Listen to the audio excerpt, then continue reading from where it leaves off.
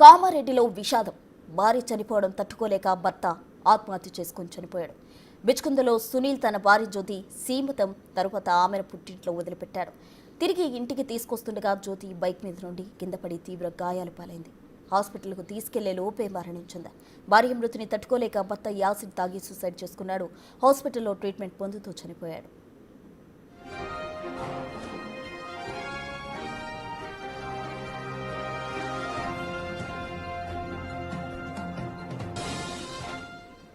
పూర్తి డీటెయిల్స్ మా ప్రతినిధి రాజేష్ అందిస్తారు. ఫోన్ లైన్లో రాజేష్, చెప్పండి. అయితే ఈ మృతికి గల కారణాలకు సంబంధించి అటు కుటుంబ సభ్యులు ఏమంటున్నారు, వాళ్ళు ఏ విధంగా వాళ్ళంతా కూడా బాధలో కన్నీరు మున్నీరు అవుతున్న పరిస్థితి అయితే నెలకొంది అని చెప్పుకోవచ్చు. దానికి సంబంధించిన పూర్తి డీటెయిల్స్ ఏంటి?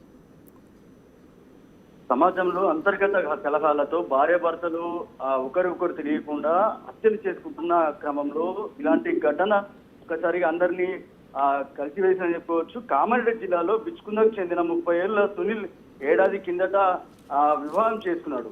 మద్నూర్ మండలం పెద్ద తడగలకు సంబంధించిన గ్రామం చెందిన 27 ఏళ్ల జ్యోతితో ఏడాది కిందట పెళ్లి జరిగింది. ఆమె గర్భవతి కావడంతో మే 14న బిచ్కుందలోని సీమంతం నిర్వహించడానికి వారి కుటుంబ సభ్యులతో వెళ్ళడం జరిగింది. పండంటి బిడ్డను జన్మనివ్వడానికి సిద్ధమైన నేపథ్యంలో అక్కడ ఆశీర్వదించారు.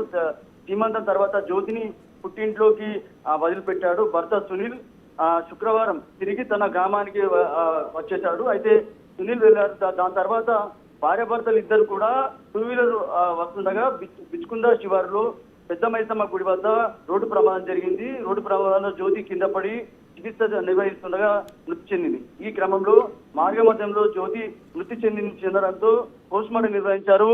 ఈ ఘటన అంతా కూడా తను జీర్ణించుకోలేకపోయాడు భర్త.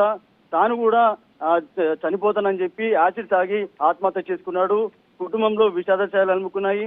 భార్య లేని జీవితం నాకు కూడా వద్దని చెప్తూ ఆయన కూడా భర్త కూడా ఆత్మహత్య చేసుకోవడంతో ఒకసారిగా కుటుంబంలో విషాదశాలు అనుకున్నాయని చెప్పుకోవచ్చు. గ్రామంలో కూడా విషాదశాలు అనుకున్నాయి. అంటే కొత్తగా పెళ్లి చేసుకున్నారు, పన్నంటి జీవితాన్ని గడుపుదామనుకున్నారు, పన్నంటి బిడ్డను కన్నామనుకున్నారు. కానీ ఒక్కసారిగా ఇలాంటి ఘటన చోటు చేసుకోవడంతో ఒక్కసారిగా కుటుంబంలో తీవ్ర విషాదశాలు అలుముకున్నాయని చెప్పుకోవచ్చు. Thank you Rajesh.